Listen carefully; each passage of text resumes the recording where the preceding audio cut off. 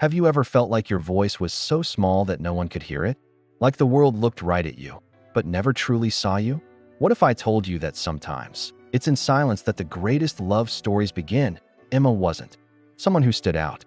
A waitress at luxurious parties she could never actually attend. She spent her nights surrounded by powerful people, and yet remained completely invisible. Until the day a small accident changed everything. Until the day she accidentally spilled a drink on Adam Cooper, a feared, powerful, and arrogant CEO. A man used to giving orders and never hearing a no. A man who never really listened to anyone. But in that instant, in the awkward silence of that party, something shifted. It wasn't just a drink that spilled. It was masks, walls, defenses. And in that second, their eyes met for the very first time. A look that spoke louder than any words ever could. This is not just a story of a wealthy man falling for a simple woman. It's a story about how listening can be the purest act of love. About how being present means more than all the riches in the world. About how true love is often born, not from beautiful speeches, but from real, quiet gestures. Today, I'm going to tell you how Emma and Adam discovered that the strongest kind of love is the one that stays, even when everything else goes quiet. A story that will show you that loving isn't about promising forever. It's about choosing to stay, day after day, even on the hardest days. Stay with me until the end. Because I promise, what you're about to hear is much more than just a story. It's an invitation to believe again that real love exists, and it can change everything. Soft classical music floated through the marble hall, where chandeliers shimmered like stars hanging midair. Emma pressed the tray against her chest, balancing flutes of champagne while trying to ignore the tightness in her chest. It was just another night of work, another party where she'd be invisible. But all it took was 1 second of distraction for everything to change. As she turned, she bumped into someone. The sound of the glass shattering mingled with the embarrassed silence around her. The golden liquid ran down the pristine shirt of a man. Tall, commanding posture, piercing gaze. He didn't say a word at first, just stared at her with icy coldness, like she had invaded his kingdom. Emma tried to apologize, but her voice faltered, not from fear, but from anger, at the way he looked at her, like she was nothing, like a glass mattered more than her presence. "I'm sorry, sir," she finally said, trying to keep her dignity. "Next time, watch where you're going," he replied, curtly. "Maybe if you weren't standing in the middle of the way." She shot back before stopping herself, surprised at her own boldness. Adam stared at her, surprised by her nerve. He wasn't used to that. People always backed off when they saw his name, his suit, his wealth.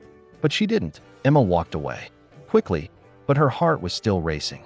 It wasn't just the accident. It was that man. There was something about him that hurt. Like behind all the arrogance, there was loneliness. In the back room, she leaned against the wall and took a deep breath. Life rarely gave her breaks, and all she wanted in that moment was for the night to end quickly. Meanwhile, Adam was changing shirts in silence in the private restroom. He stared at his reflection. The stain was gone, but his eyes weren't. The same empty eyes he saw every night. Something about that girl had shaken him. Not the champagne, but the truth in her gaze. Something he hadn't seen in a long time. Someone who had nothing to lose by standing up to him at the end of the party. Emma gathered the last glasses as if she carried the weight of the world. Her feet hurt. Her uniform was tight. But what weighed the most was the feeling that their encounter wasn't over.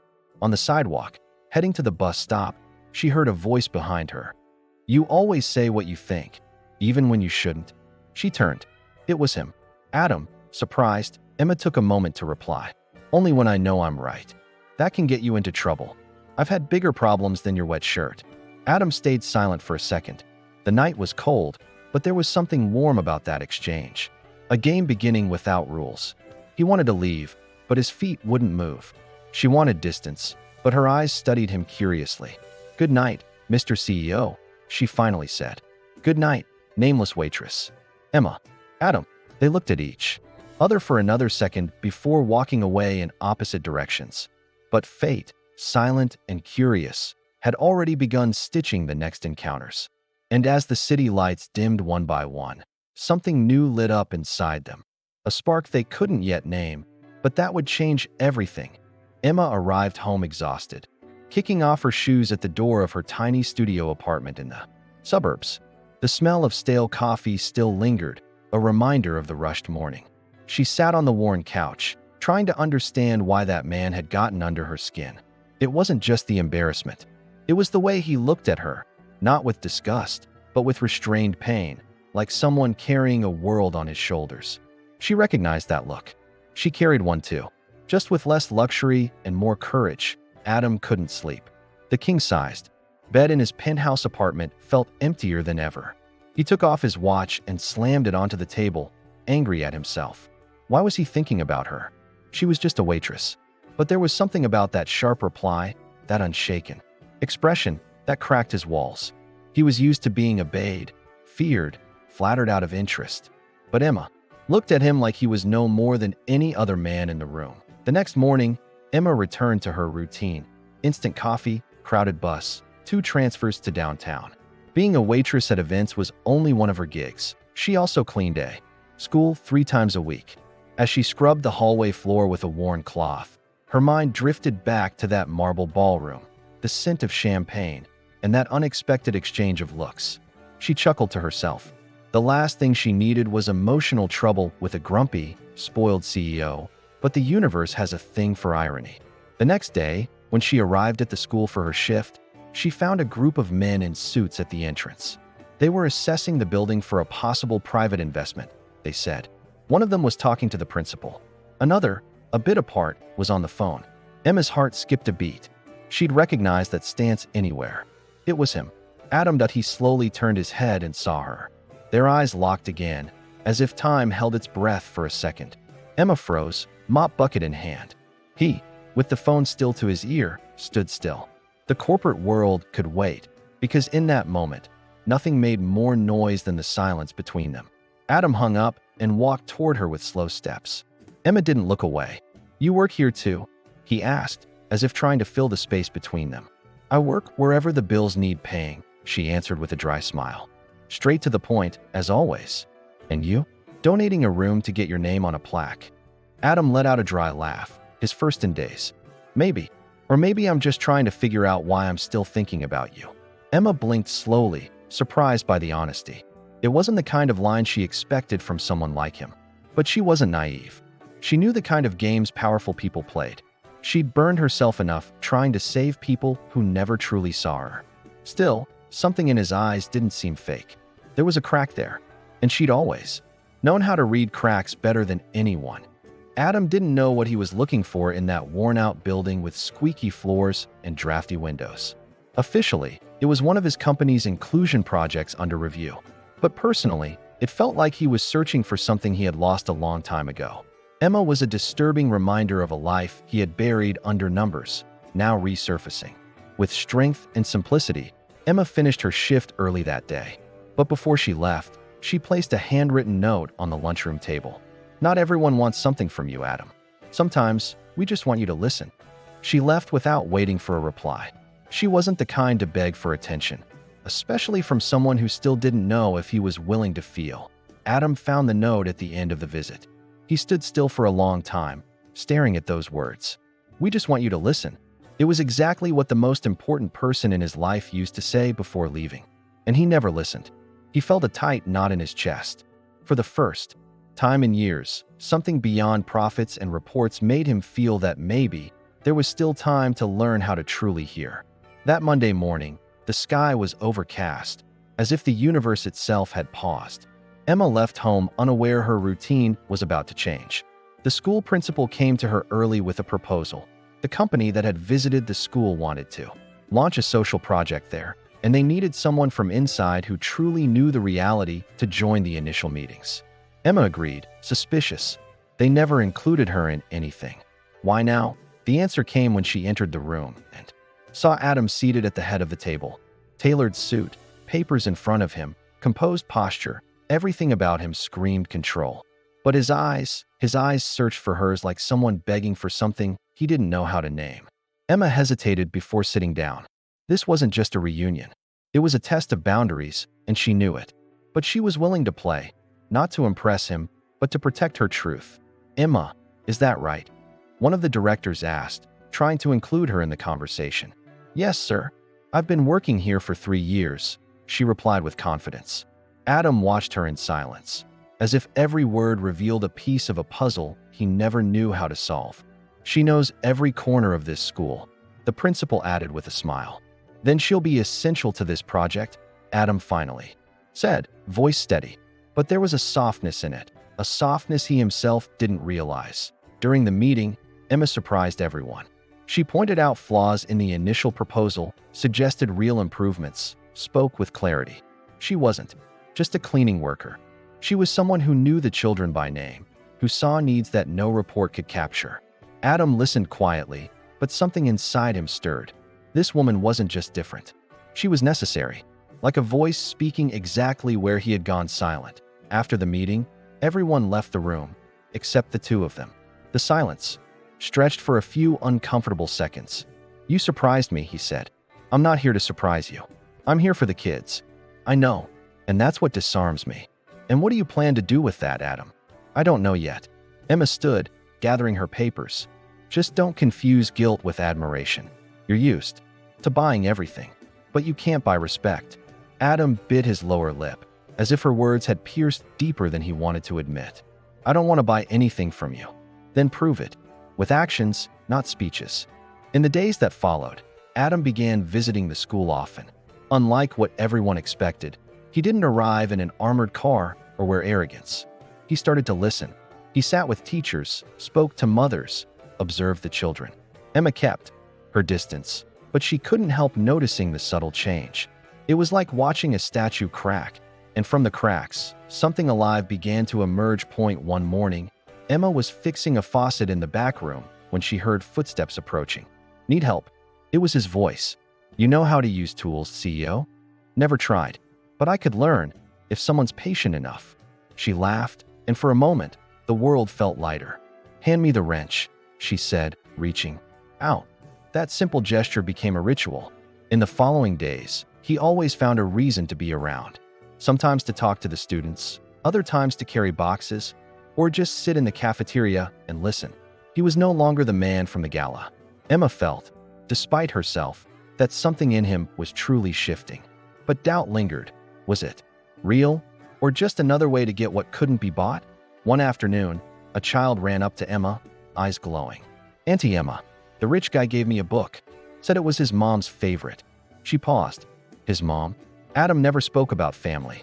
That woke something in her, a desire to understand what lay behind his elegant silence. Maybe he, too, had holes in his chest. And maybe that's why he was getting closer. Not to her, but to the truth she represented. That night, Adam stayed at the school after everyone left. He walked into the makeshift library and found a notebook open with handwritten notes by Emma. Small phrases like, listening changes more than any funding. Children don't need speeches. They need presence. He smiled. For the first time in a long while, he felt that his presence mattered outside of boardrooms. The next morning, Emma found an envelope in her locker. It was an invitation, an event hosted by Adam's foundation. Nothing formal, just a gathering with community members, volunteers, and friends. She hesitated. Going could mean opening a door she wasn't sure she wanted to walk through. But it might also be a chance to see how far he was really willing to go. That night, Emma wore the only decent dress she owned and tied her hair up simply. When she arrived, she felt all eyes turned to her. But it was his gaze that silenced everything. Adam crossed the crowd, stopped in front of her, and said with a smile that held no arrogance, I was waiting for you. And for the first time, she didn't step back. They talked for hours. About books, childhood, scars that no longer bled but still hurt. He spoke of his mother, of loss, of the reason he shut himself off from the world. Emma listened intently, without judgment, only presence. You make me want to become someone I never had the courage to be, he confessed. She simply replied, then become him. As they left the event, they walked side by side to the parking lot. The breeze was light. The city lights flickered in the distance. Are you still afraid of me, Emma? He asked. No, I'm afraid of believing too much. And I'm afraid I don't deserve it. They looked at each other. Two different worlds, but for the first time, sharing the same silence. A silence that said, this isn't over yet. And as they walked off in different directions, fate, once again, smiled in secret. Because it already knew, no matter how much they resisted, what was growing between them wasn't just connection. It was transformation. And neither of them was ready for the next surprise. The morning after the event, Emma woke with a restlessness she couldn't name. The night before echoed in her memory like a subtle song. The way Adam looked at her, their effortless conversation. The vulnerability he shared like a wound still healing. She could tell when someone was truly trying to change. But she also knew not every attempt lasted. People like him were surrounded by promises that vanished with daylight. And she had been left in the dark too many times before. Adam, meanwhile, spent the day distracted among meetings that felt meaningless. Reports lost color. Voices around him became muffled. All he could think about was the moment Emma held his gaze and said, "Then become him." No partner, consultant, or investor had ever said that. No one had seen the man beneath the title. That waitress, now advisor, bridge, mirror, disarmed him more each day. And he began to wonder if this was a risk or his first chance at truly finding himself. That afternoon, Emma was called to the principal's office with unexpected news. The foundation was opening a new position for coordinator of the community project, and her name had been nominated. She froze. She knew Adam was behind the suggestion, even if he hadn't said it. Part of her wanted to say no, out of pride. Another part knew this was her chance to make a difference from the inside, from where she had always dreamed of being. But accepting it also meant getting closer to him, and maybe risking the heart she had worked so hard to protect. At the end of the day, she found Adam standing at the school gate.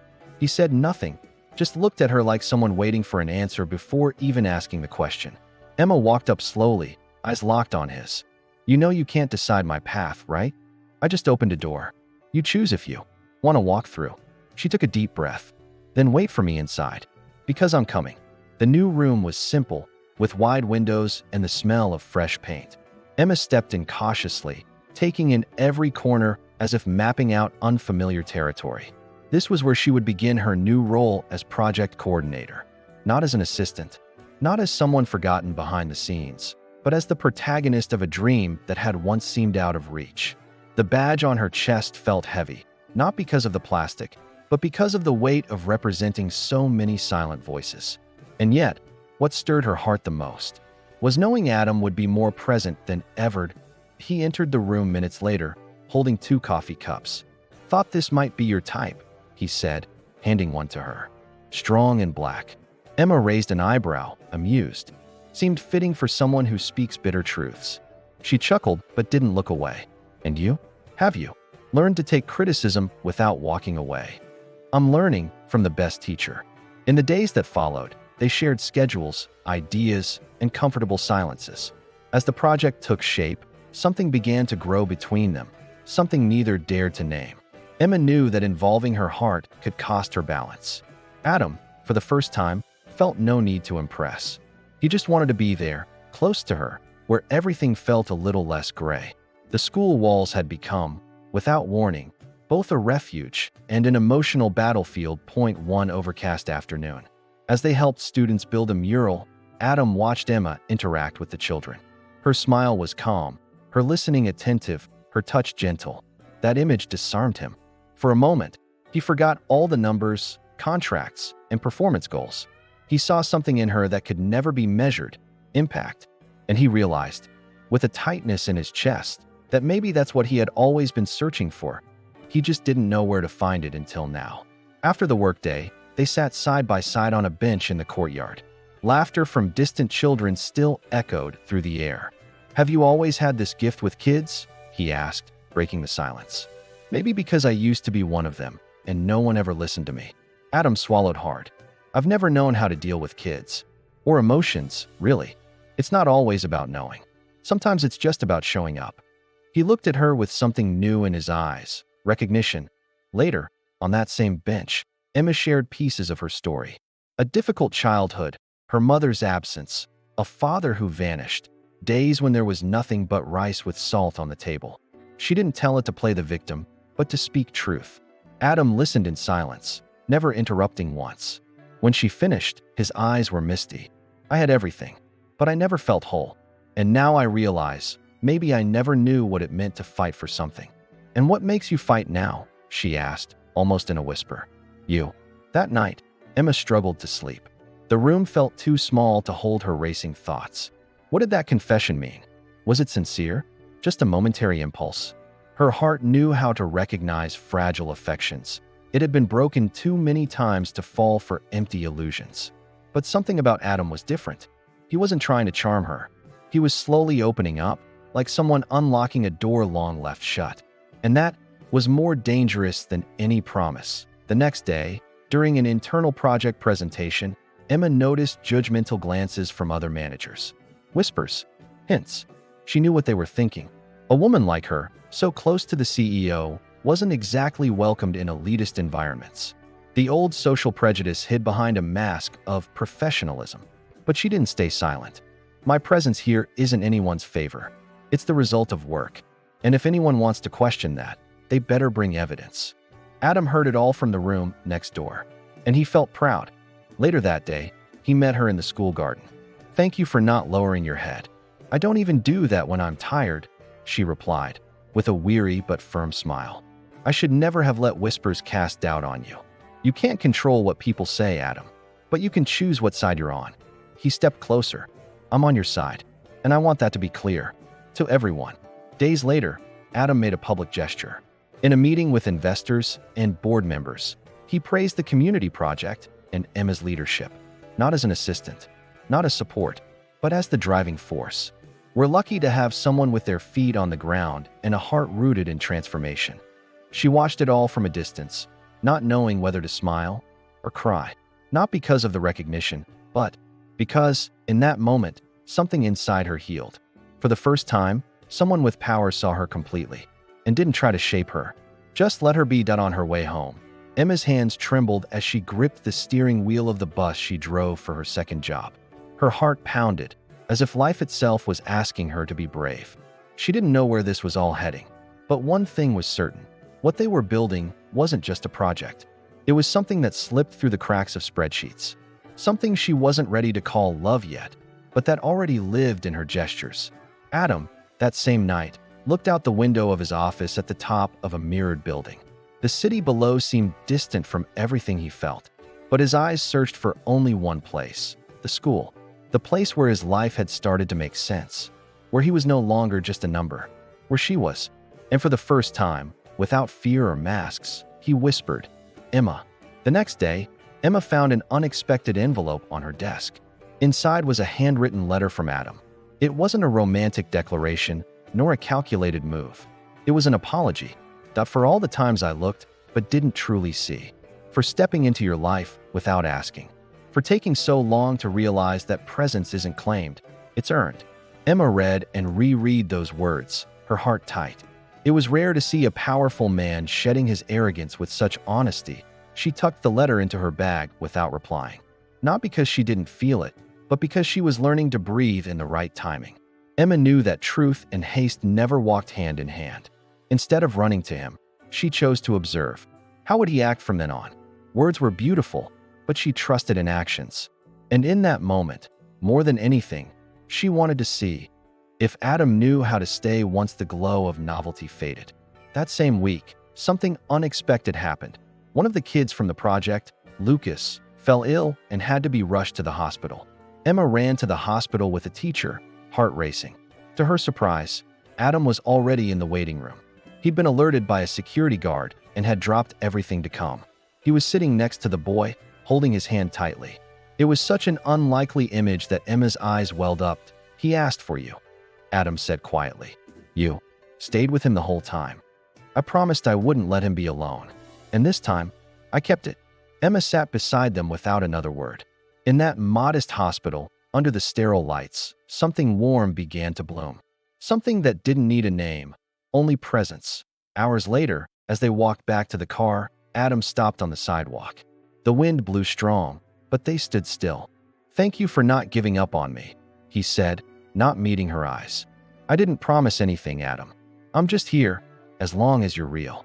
And if I mess up again, then start over. But look me in the eye when you do." He nodded in silence. For the first time, he felt like he didn't need to fake strength to in the days that followed. The project progressed, and their partnership grew stronger. But with closeness came new fears. Emma sensed something was still hidden. A secret, a part of Adam's life he hadn't shared. Whenever they spoke of the past, he changed the subject. Whenever she got too close, he pulled back. Emma didn't want to pry, but she needed to know if what they had was solid or just a reflection. One night, alone in her room, she wrote a sentence in her notebook that wouldn't leave her mind. The truth hurts, but its absence kills.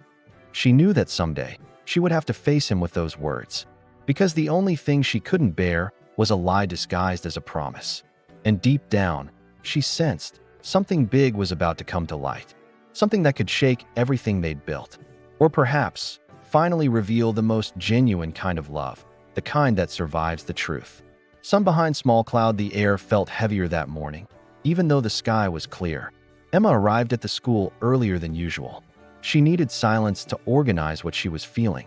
There was something Adam wasn't saying, and that unsettled her more than she cared to admit. When he showed up with his quiet smile and careful gestures, her heart opened.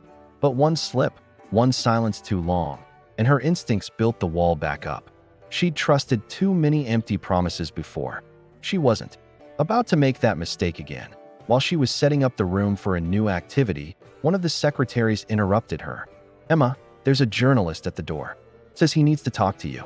Urgent." She frowned, confused. She never dealt with the press. Outside, a middle-aged man stood with a folder and a tense expression. "Sorry to bother you, miss. I'm investigating a piece about shady contracts between private foundations and public schools." He paused, and Adam Cooper's name is at the top of the list. The world slowed down. "There must be a mistake. Our project is transparent," she replied, trying to stay calm. "I hope so, but I thought it was fair to warn you before it goes public. Your connection to him will be exposed and maybe questioned." Her stomach dropped. "Do you have proof?" "We have leads and a lot of questions, and now everyone will be watching." She walked back inside with trembling steps. Her hands were clammy, her chest tight. It didn't make sense. Adam had always acted with integrity around her, or had it all been a facade? The worst part wasn't the external doubt. It was the possibility that she was being deceived.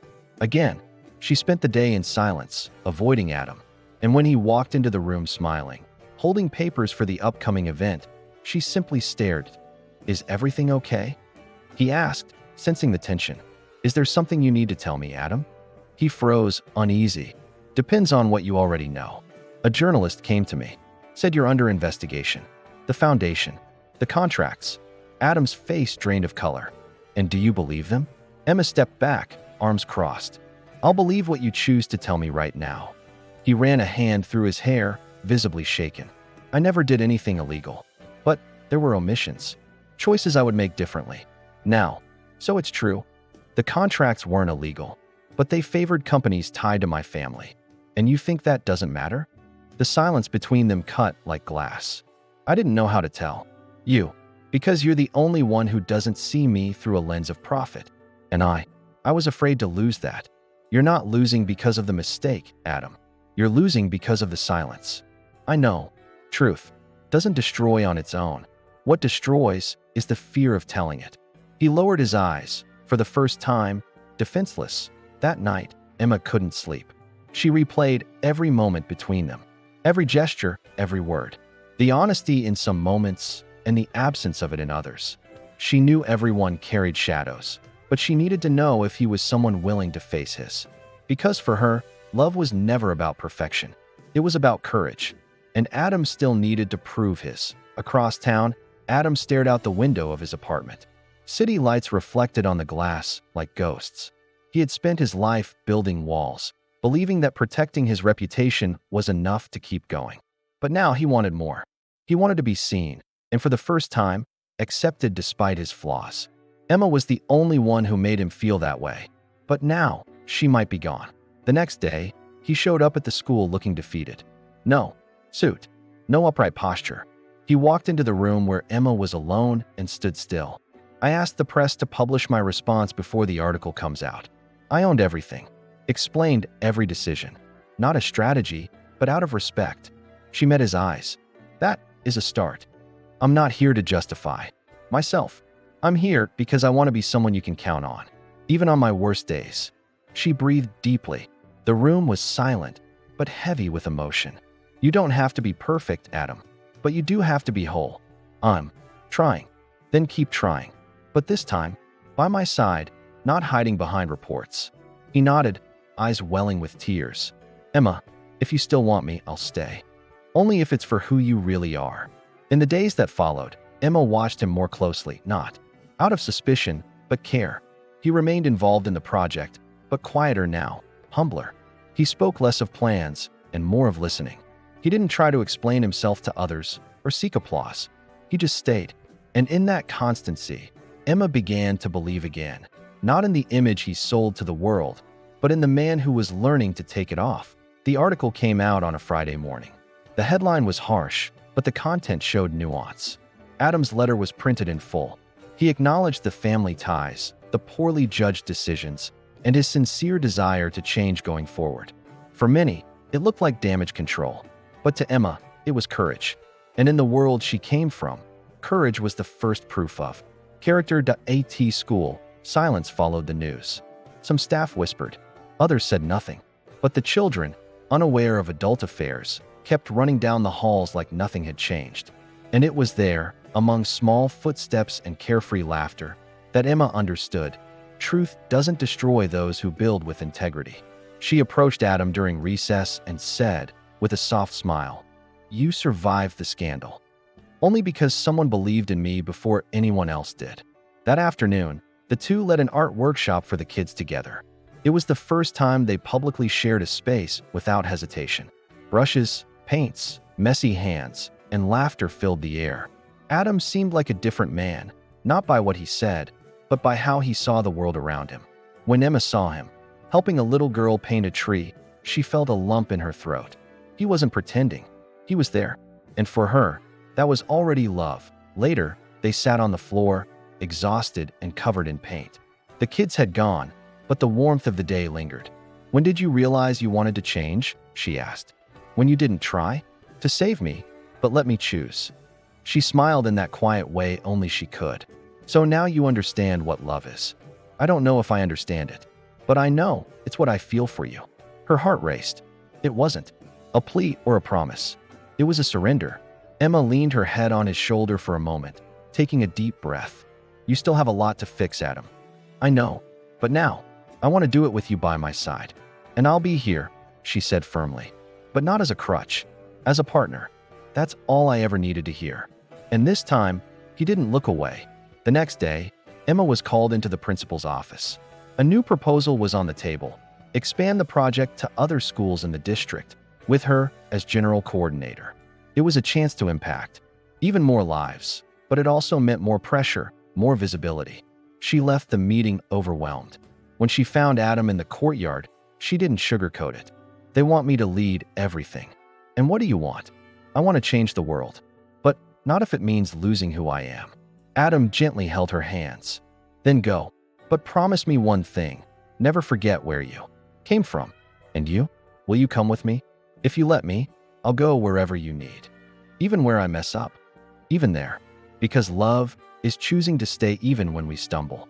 Emma took a deep breath, and in that moment, she knew this was the beginning of something that no longer needed to be hidden. News of the project's expansion spread quickly. Within days, local papers and specialized outlets began citing Emma as the new face of social transformation. For her, it was a mix of pride and disbelief. She never sought visibility. She only wanted to make a difference. But now, her name was tied to Adam's in every headline. The coordinator and the CEO, they said, as if they were a package deal. And despite the affection between them, that started to bother her. She knew how much society loved to label.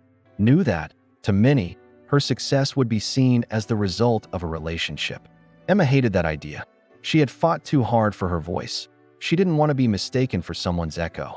In a team meeting, she overheard a snide comment.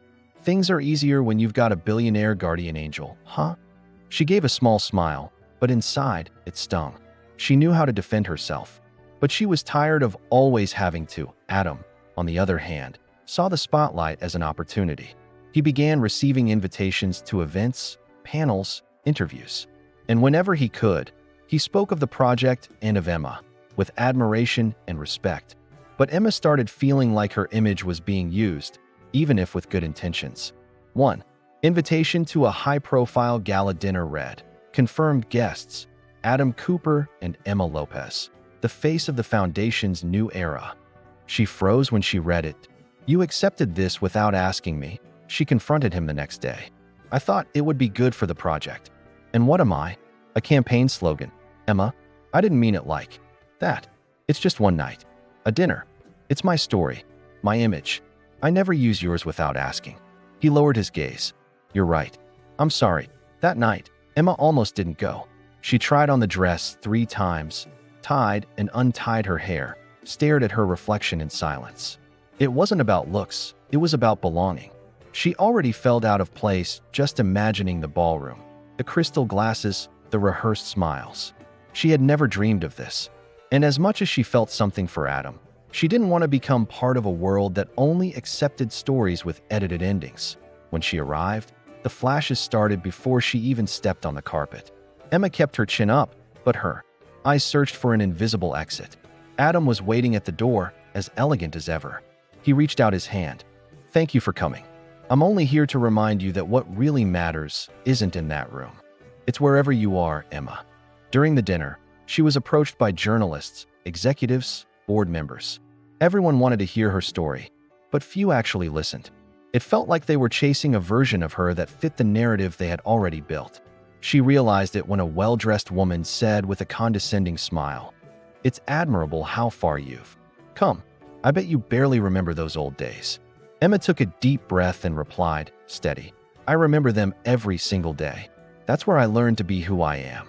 Adam watched it all in silence. He looked at Emma with admiration and guilt. He knew he had unintentionally pushed her into a place she'd never chosen. Later that night, on the rooftop terrace above the gala, the two stepped away from the noise. "You were amazing in there," he said, "but I'm exhausted. Being in that world costs me. I don't want you to pay that price because of me. Then help me build a space where I can be whole, without needing high heels just to be heard." Adam stepped closer and cupped her face. "You don't need anything else to be heard.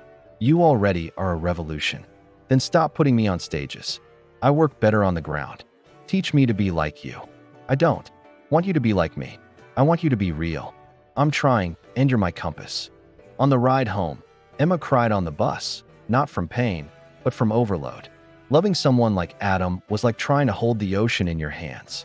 Beautiful, vast, but impossible to contain. She needed to decide how far she was willing to go, and whether he would come back if she chose to stop. The next day, she didn't show up to work. She needed time. Adam called, texted, waited. Emma finally replied that evening with a short message. "Tomorrow, we need to talk." And in that moment, he knew he might be about to lose her.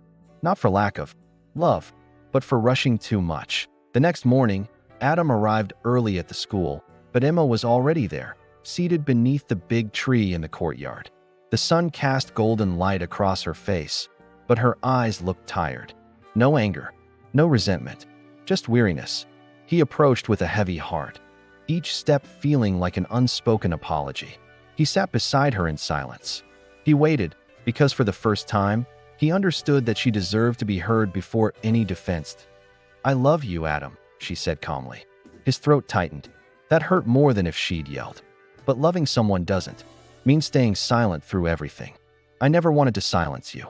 I know, but sometimes your world does, without realizing it. I just wanted to give you the best. I just wanted you to know what the best means to me." She took a deep breath and continued, "I'm proud of what we're building, of you, but I'm still that girl who takes 2 buses to get home. And I don't want that part of me to die just because now they call me a role model." Adam closed his eyes, taking in every word. "Emma, I'm lost. I'm trying to get it right. And I'm trying to stay, but I'm tired. Do you want me to go? I want you to stay the right way." Adam gently took her hand. "What do I need to change? You need to listen to me more," in silence. "Don't plan answers. Just listen. I can do that. Just give me time. I'm not afraid to love you, Adam. I'm afraid of losing myself in that love." He nodded, choking up. "I won't let that happen." In the weeks that followed, they decided to take a step back. They kept working together, but with less emotional intensity. More focus on the project, fewer public appearances. Adam started turning down event invites that would expose Emma. He listened more, spoke less. He learned to see beauty in things he used to overlook. The absence of kisses was replaced with quiet silences, knowing glances, and an unspoken promise. We're still here. One afternoon, Emma saw Adam sitting on the floor with a group of kids. Something in her calmed. He wasn't the CEO. He was just a man. Sleeves rolled up, paint on his hands, laughing for real. And she knew, without him saying a word, he was changing. For himself, not for her. And that's when she understood. Real love doesn't bind, doesn't reshape the other. It simply lights the path. At the end of the day, Adam walked with her to the school gate. Thank you for not leaving me. Even when I was losing myself, I stayed because I saw your essence. And now, I'm learning to stay for myself too. He smiled, eyes misty. Then maybe, we're finally walking at the same pace. Emma squeezed his hand, slowly, but with truth. The air was warmer that late afternoon, and the school seemed to breathe relief. The project was moving forward, students were making progress, and the team was working in harmony. Emma was smiling again, not because there were no problems, but because she finally felt space to be whole. Adam, in turn, continued in his process of deconstruction. He was no longer the man who gave orders. He was the one who asked before acting. Emma observed this silently, with quiet hope, but peace is fragile when ghosts still have an address. And that day, one of them appeared. It was Amanda, Adam's ex-fiancée. Elegant, poised, with a gaze that could cut through any room. She arrived at the school entrance with a bouquet in hand and a calculated smile on her lips. The principal, visibly uncomfortable, took her to the meeting room. When Emma heard she was there, a chill ran down her spine. Not out of jealousy, but out of intuition. The kind that senses when something is about to shake what barely had a chance to take root. Adam showed up minutes later after being notified. He entered the room and froze when he saw her there. Amanda stood and greeted him as if no time had passed. I just came to drop this off, she said, handing him the bouquet. Why? He asked, suspicious. Because I'm moving back to the city. Thought you should know. You could have texted, but it wouldn't have had the same impact, would it? Outside, Emma watched through the window, trying to keep her composure. She didn't want to interrupt, nor show insecurity. But the image of them together stirred something inside her, the fear of being replaced, of not being enough. Amanda was everything she wasn't, and perhaps exactly what the world expected next to someone like Adam. Emma's mind told her it shouldn't matter, but her heart trembled. Adam walked out of the room holding the bouquet, his expression closed. He spotted Emma from afar and approached her.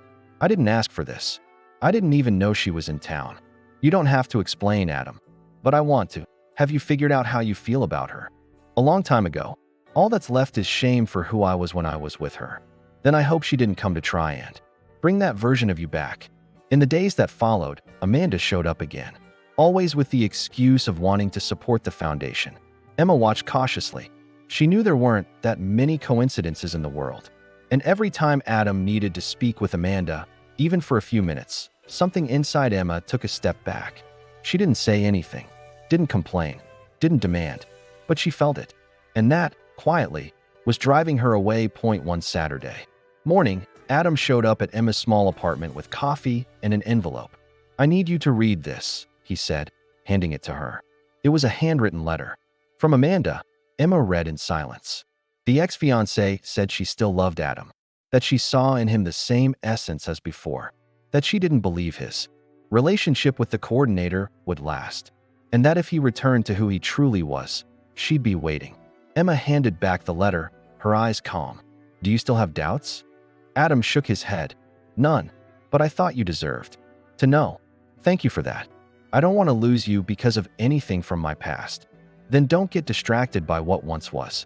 Look at me, at what we're building. He stepped closer, gently touching her face. There's no other place I want to be. Despite Adam's words, something still stirred beneath the surface for Emma. That presence from the past had awakened insecurities she thought she'd outgrown. She started pushing herself harder, worked double, avoided private moments with Adam, as if to prove her independence. But that slowly created distance, a distance Adam didn't understand. "Are you avoiding me?" he asked one night. "I'm trying to find myself again." "You don't need to pull away to do that." "Sometimes I do." The answer hurt, but it was honest. Adam respected it. But that night, he lay awake for hours wondering if his story with Emma had been meant to last or just to teach. Meanwhile, Amanda remained quiet, working her own plans. She didn't need to say much. She knew time often planted doubt better than any argument. Emma, strong as she was still human, and she was tired of having to fight for everything, all the time. Midweek, a crisis hit. A major donation for the project was suddenly canceled without explanation. The reason? Internal instability. Coincidentally, the donor company had ties to Amanda. Emma felt the hit like a punch to the stomach. "Is this retaliation?" she asked Adam. "Seems like it. And if it is, it's my fault." "No, it's not your fault. But it is your responsibility. And I'll take care of it." In the following days, Adam mobilized his legal team to assess the impact of the sabotage. Emma, meanwhile, focused on protecting the volunteers and students. None of them deserved to be caught in battles from his past. Still, she couldn't shake the feeling of being exposed. No matter how hard he tried to shield everything, it felt like the shadow of his former life was now threatening hers. And that wounded her. Silently, in a major meeting, Emma noticed the shift in some board members' demeanor. They didn't say anything directly, but their questions were loaded with suspicion. Isn't maintaining a romantic relationship within the foundation potentially compromising its image? One director insinuated. Adam cut in immediately. What compromises any project is a lack of transparency. Emma is here on merit, and any suggestion otherwise is deeply unfair. But deep inside, Emma was already retreating. That phrase echoed again in her mind. "They'll never believe you got here by merit." Later that afternoon, Emma walked alone across the schoolyard. The cloudy sky seemed to mirror her state of mind. Adam found her standing in front of the mural with the children's drawings. "I wanted to protect you from all of this," he said. "But you can't, and you shouldn't. So what can I do? Be the man who doesn't hide. Not for me, not for anyone. I'm not backing down." Emma turned to him, eyes brimming with tears. "I don't want to keep fighting your past, Adam. And I don't want it to keep controlling my present." "Then choose. For real. Not just with words. With action." "I already did." "Then show it. Because I'm tired of fighting alone against voices that aren't mine." He nodded. "Just give me a little more time. I'll change this." The next morning, Adam did something unexpected. He called a press conference. Without telling Emma, he took the stage set up in front of the foundation and, in front of the cameras, told his story. He spoke of mistakes, of lessons, of how the social project wasn't born from guilt, but from transformation. And, in closing, he said firmly, "If someone here has transformed me, that person is Emma Lopez. And if that bothers people, it's because the world still struggles to deal with women who grow by their own merit." Emma watched the broadcast from the teacher's lounge and cried. Hours later, he came to her, not to brag, but to apologize for not telling her. "I needed the world to hear it from me, not from gossip. And I needed to know you were willing to take responsibility. I am, because now I know." "What?" "That the only past that matters to me is the one we choose to leave behind." Emma took a deep breath. "Then maybe we can start over from here." That night, Emma climbed to the school rooftop where the wind was calmer and the city felt far away. It was dark, but she didn't feel alone. Inside her was a spark of something she couldn't name. Maybe relief, maybe faith. She soon heard footsteps. She didn't turn. She knew it was him. Adam approached slowly, giving her space. He stood beside her in silence. "I don't know what we are now," she said, looking at the horizon.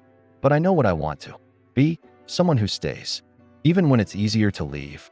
Especially then." Adam pulled a small object from his pocket. It wasn't jewelry.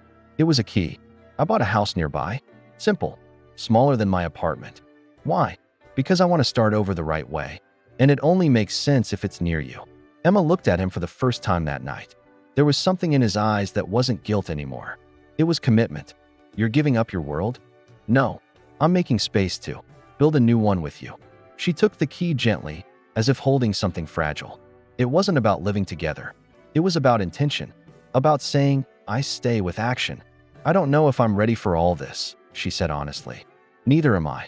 but I'm ready to try. And to listen. Emma smiled softly. Then maybe. I am too. And together, on that rooftop, for the first time in weeks, they breathed in peace. In the days that followed, Amanda disappeared from the scene. Her name stopped appearing in meetings, in the news, in the school hallways. No one knew for sure if she had given up or realized there was no space left for her. Emma didn't celebrate. She didn't need to win. She just wanted to exist, without needing to defend herself. And finally, she felt she could. The project began to grow again. The canceled donation was replaced by another, this time from a businesswoman who had read Emma's story and saw herself in it. It was as if, little by little, the world around her was learning to see her for who she truly was, whole. Adam remained present, but more discreet, less protagonist, more support. Emma, in turn, bloomed. With deep roots and quiet wings. One day, during a circle with the students, a little girl asked, "Teacher, does love make people move houses?" She laughed. "Sometimes. But true love makes us change on the inside." And Adam, sitting in the back, listened quietly, with a heart full of truths that no longer needed to be said. As they left that day, Adam held the car door open for her and said, "Do you know when I knew for sure about us? When I saw you were ready to walk away and still chose to stay." Emma smiled. "I didn't stay for you. I stayed for me. And that's exactly why I want to stay by your side." Emma rested her head on his shoulder during the ride home. Neither of them said another word. They didn't need to. The love that remained was built on quiet choices, steady gestures, and truths spoken through glances. The past had knocked on their door, but it no longer held power. What existed now was a new story, and this time, they were writing it together, page by page, with courage and permanence. The first breakfast in their new home was quiet, but comforting. Emma watched Adam beside her with a mix of strangeness and tenderness, not because of doubt, but because she was still getting used to sharing space, not just with any man, but with the one she once thought was untouchable. The house was simple, with furniture chosen little by little and pictures still leaning against the walls. But what truly filled the space was the soft sound of daily life. Adam calmly sliced fruit while Emma made coffee. Neither of them talked much in the morning. Strangely enough, that brought them closer. They didn't need to fill time with words. The silence between them wasn't empty. It was trust. A silence that said, "I'm here," even without saying a word. "Whole grain bread or your usual?" he asked. "My usual. I'm not ready for the fitness life yet," she replied, laughing. "Good. I like you just like this." Emma smiled quietly. Hungry and messy-haired, the days passed with unexpected calm. They shared household chores, project schedules, and even the exhaustion of long days. Some nights, Emma still slept in her own apartment. She needed her space, her time. And Adam understood. He had learned that love isn't measured by constant presence, but by emotional permanence. They were discovering that everyday life, with its routines and silences, could also be a place for love. One cloudy Wednesday, Emma came home to find Adam on the porch, reading a book she had recommended. "Trying to understand how you think," he said, holding up the book. "And what have you discovered so far?" "That you like stories where people aren't saved by grand endings, but by small gestures." Emma sat next to him, touching his hand. "Because that's how life really is." That same week, a new opportunity came up. A university wanted to invite Emma to give a talk on social transformation. It was a chance to give voice to her story, but also the risk of exposing herself. Again, she hesitated. "I'm afraid of becoming a character, Adam. Then be the author." "It's different. A character follows a script. An author chooses. So choose. What kind of woman do you want to be?" "The one who speaks when she has something worth saying." Emma accepted the invitation. She prepared her speech calmly, without rehearsed lines. When she stepped onto the university stage, the auditorium was packed. She started telling her story simply, without embellishments. She spoke about her childhood, her humble jobs, arriving at the project, and the power of listening before acting. Sometimes, the greatest act of social love is listening. "To those who've never had a voice," she said, her voice trembling to the back of the room. Adam watched with teary eyes. That was her, fully herself, and no one could take that away. After the talk, Emma was embraced, questioned, invited. For the first time, she felt heard for who she was. not for who she loved. That night, when she came home, she found Adam in the kitchen, making something simple. "You should be at a gala dinner," she teased. "I'd rather be here, chopping vegetables and waiting to hear all about it." She hugged him from behind. It was hard, but it was right. Like the two of us. Weeks later, a new challenge emerged. The project would be audited by an external group that didn't like Adam's involvement. They claimed a conflict of interest. Emma was called to testify alone. It was the first time she'd have to defend what they built. Without him beside her, the night before, they sat in silence for a long time. Then Adam spoke. "Be firm, but above all, be you. Even if that costs us our reputation, we can rebuild an image. What can't be rebuilt is your truth." At the hearing, Emma spoke the right words. She didn't defend Adam out of love. She defended the project out of justice. She presented numbers, reports, real results. But at the end, when directly asked if she had a personal relationship with the CEO, she answered firmly, "I do.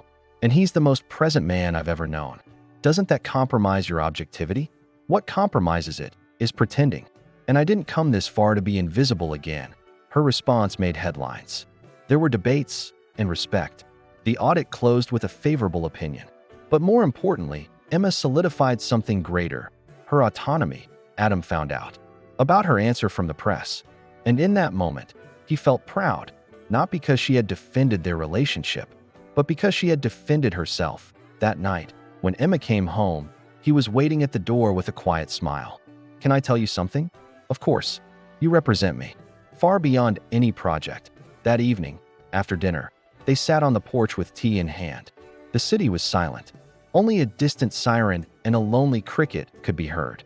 "Do you remember when we met?" Adam asked. "Hard to forget. You were soaked in champagne and arrogance. And you were holding a tray and a huge desire to disappear. Little did we know something was beginning. Something that would outlast even our fears." Emma rested her head on his shoulder. Not fully, though. She still needed her own center. "Sometimes I wonder if all this is real. It's more real than any number in my bank account. But what if one day this ends? Then it will have been worth every choice. I don't want it to end. Neither do I. Asterisk." The following week, a new initiative emerged within the project, building a community library with books donated by the families of the school. The idea came from Emma, who believed that words could heal just as much as actions. Adam embraced the project quietly, helping with the renovation but letting her lead everything. "I don't need to be the face of everything," he said. "And I don't want you to disappear. I just want to walk beside you." And that's exactly what I'm learning to do. During the library's opening, Emma held the microphone in front of parents, students, and teachers. This isn't a place made to look pretty in pictures. It's a space made to welcome those who have nowhere else to rest their words. Adam, in the back, watched with eyes full of calm emotion. That was where he wanted to grow old. Not in a luxury building, but in a space where someone read aloud to a child and where silences no longer hurt. Emma looked at him between phrases. He smiled, and she understood. They were breathing in the same rhythm. That night, Emma found a letter on her pillow, handwritten, with steady penmanship and a simple title, "Things I Learned from You." There were lines like, "I learned that silence can be love. That listening is worth more than proving something. And that loving isn't about promising the world. It's about being there when the world falls apart." She read slowly, heart full, not with pain, but because she was finally learning that true love doesn't rush. It happens in the right time, the right way, with the right person. The next morning, Emma woke up to the soft sound of instrumental music coming from the living room. Adam was there, making pancakes the way she liked them, with more cinnamon than sugar. "Are you trying to bribe me with food?" she joked, walking in barefoot. "I'm trying to thank you for existing," he replied, eyes still on the pan. She walked up behind him and wrapped her arms around his waist, resting her forehead on his back. "You don't have to thank me. Just don't disappear. I don't know how to be absent anymore, Emma. I only know how to be here." Later, as they were organizing a room that would become a space for writing workshops, Adam found a box with Emma's old notebooks. "Can I read these?" he asked, carefully opening one. "If you're brave enough." They're a dive into my most confusing versions. He read in silence. Inside were pains she had never voiced. Loneliness, abandonment, hunger, shame. But also lines like, Someday, I want someone who sees me even when I'm quiet. Adam closed the notebook and looked at her like she was a constellation. I wish I had met you back then. I'm not sure I would have let you stay. I would have waited. And would it have been worth it? Every second. Emma smiled, tears brimming. Then I'm glad you came now. In the right time. That night, when Emma came home, she found a simple gift on her bed, an envelope with 2 bus tickets to a small countryside town. Attached, a handwritten note. 2 days. No phones. No schedule. Just us. Her heart beat. Differently. That was it. Love that doesn't pressure, doesn't demand, doesn't weigh. Love that invites you to breathe, to rest beside someone, to exist without trying so hard. They traveled the following weekend. The town was small, quiet, surrounded by nature. They stayed in a cozy inn that smelled of firewood, with wide windows and a soft bed. They walked without a plan, laughed easily, laid in the grass under the stars. You know what's the most beautiful thing about all this? Emma asked. What? The silence between us. It doesn't feel heavy. That's because we've learned to speak with our eyes. On the last day of the trip, they sat by the lake. The breeze was light, the sky clear. Adam reached into his pocket and pulled out a small box, but it wasn't a ring. It was a pendant, with the word here. It's not a proposal. It's a promise. What kind of promise? She asked, moved. The promise to be here. Every day? No rush. No pressure. Just here. Emma held the pendant and nodded. Then stay. Here. With me. They returned to the city with lighter souls. Not like people going back to routine, but like people who had finally understood that routine could also be home. That night, Emma wrote in her notebook, "Loving is finding someone who stays, even when we don't know what to say." And right below it, she added, "And when he listens to that silence, we finally understand we're not alone anymore." She closed the notebook with a smile. She was ready for whatever came next. On the porch of their new home, wrapped in a blanket with tea in hand, Emma and Adam watched the quiet city below. "Do you still think love needs to be grand?" she asked. "I think real love is the one that stays on the small days. Then we're loving the right way. Yes, in the right volume, at the right time." And for the first time, there was nothing else that needed to be said. They just stayed. There. Together. Whole. At peace. Asterisk. The morning began with a light drizzle, the kind that slowly clears the sky. Emma woke before the alarm and spent a few minutes watching Adam sleep. He looked different when asleep. Softer, more vulnerable. Maybe because he had finally allowed someone to truly see him. She got up quietly, made coffee, and lit a lavender-scented candle. The house, though still unfinished, already smelled like home. Emma smiled, not because of what she had, but because of who she was beside him. Over the months, the social project became a reference. New partnerships emerged, invitations from other cities too. But Emma turned some down. Not every expansion is progress, she would say. Adam learned more and more from that perspective. He used to believe growth meant scaling up. Now he knew that growing sometimes meant going deeper, and that required presence, not just investment. That he started spending more time directly involved. With the kids, reading stories, planting gardens, even playing soccer, terribly, but with heart. Emma would say that's when he looked most beautiful. And he believed her point. One afternoon, one of the project kids, Sophia, lost her grandfather. Emma was called in to comfort her. They sat on the library floor, holding each other in silence. Adam showed up with hot chocolate and sat beside them. He said nothing. He just stayed. And that was everything. After the little girl fell asleep, Emma looked at him with tearful eyes. "You've learned." "Learned what?" "How to listen. How to stay. You taught me." Patiently. And with love that never had to shout. During the project's anniversary week, a small celebration was held. Simple. The kids performed, photos lined the walls, and a short video told the school's journey. When the video ended, applause filled the room. Emma stood to say a few words, but Adam stopped her. "Sorry, may I speak first?" She nodded. Surprised, he climbed onto the small, improvised stage and spoke with a steady voice. "Today we're not just celebrating a project. We're celebrating a woman who chose to stay, even when leaving would have been easier." And, turning to her, "Emma, thank you for teaching me how to truly listen." The room erupted in applause. But that wasn't what moved Emma. She cried not because of the clapping, but because she was finally being seen without having to prove herself.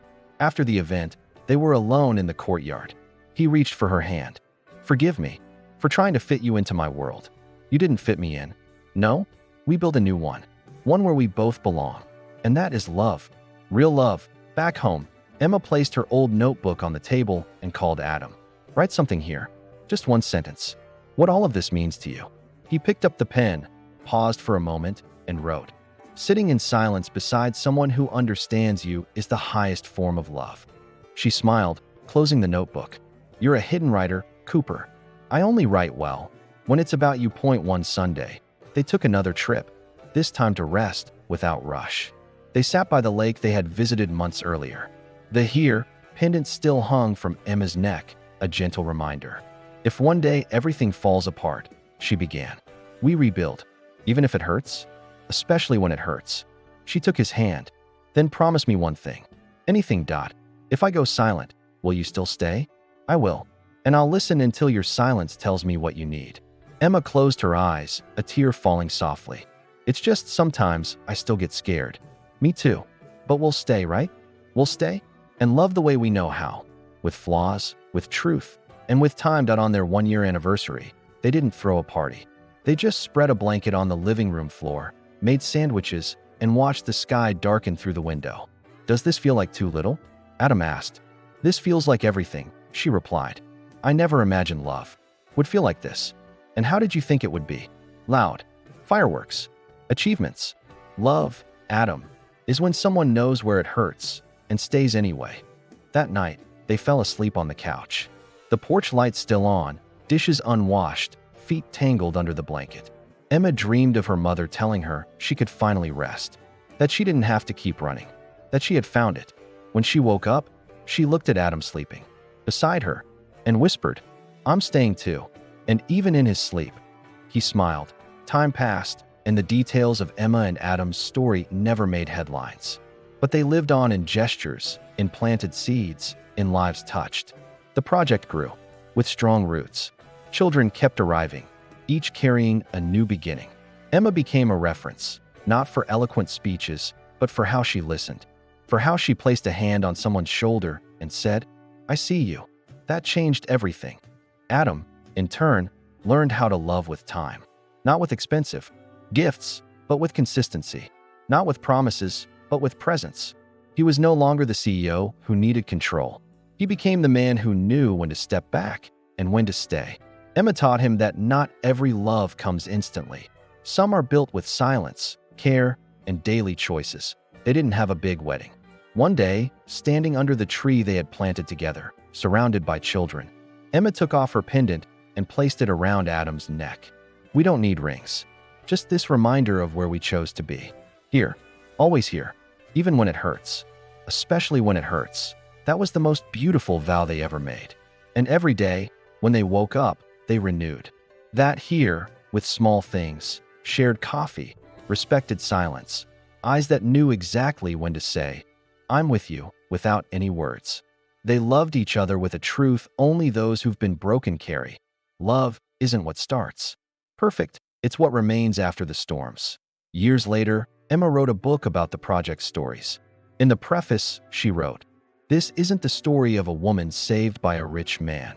It's the story of two worlds that learned how to listen to each other, of two silences that recognized one another, of two hearts that, instead of trying to change each other, decided to stay. Their simple house remained full of stacked books, unwashed dishes, and muffled laughter at the end of the day. Open windows let the breeze in, and with it, memories of all they had overcome. They didn't need anything else, because they had what mattered most: presence that doesn't demand, love that doesn't pressure, a choice that repeats itself. Quietly and freely. One day, a new child arrived at the project. Silent, wide-eyed, tiny steps. Emma knelt down, held out her hand, and said, This is a place where you don't have to say everything. You just have to stay. The girl grabbed her hand tightly, and Adam, from across the room, saw the same gesture from when Emma had reached for him, that night when it all began. And that's when he understood. Her love didn't change the world with noise, but with presence that heals in silence. Emma and Adam were never perfect, but they were real. Two paths that chose to walk side by side, even when they stumbled. They were shelter, mirror, challenge, and new beginning to each other. and everyone around them felt it. It was impossible not to, because love built with truth doesn't need applause. It simply remains. And in the end, maybe this is the kind of love that truly changes the world, the one that happens in silence. That doesn't need to prove itself. That simply stays and teaches us that even after all the pain, it's still possible to begin again. Together, asterisk if this story touched your heart. Like this video so more people can discover the power of a love built on presence. Share it with someone you would choose to stay. Comment below. Do you believe the strongest kind of love is the one that knows how to listen? And don't forget to subscribe to the channel for more stories that heal, inspire, and prove that true love still exists. Here, stories don't end. They continue inside those who feel them. Asterisk.